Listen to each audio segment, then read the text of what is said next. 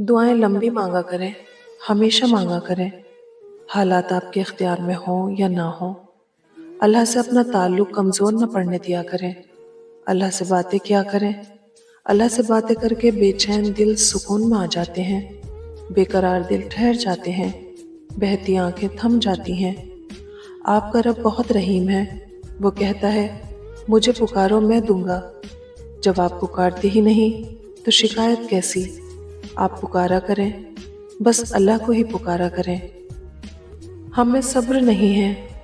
अगर कोई आपको हर्ट कर दे या कोई बात जो आपको बुरी लग जाती है तो फौरन वाह वेला ना करना शुरू कर दें, बल्कि सब्र से चुप कर जाएं।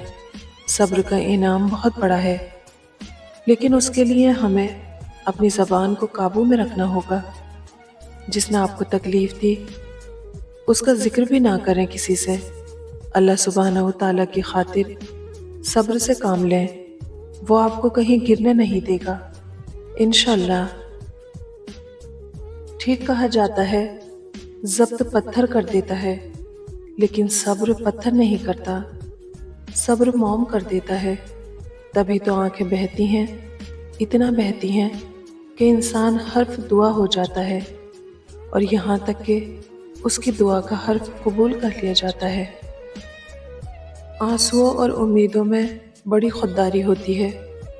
उन्हें हर किसी के आगे न बहाया करें। बंदे के आंसुओं का अल्लाह से बड़ा हमराज कदरदान कोई नहीं हो सकता। बंदे की उम्मीदों पे सिर्फ उसका रब ही पूरा उतर सकता है।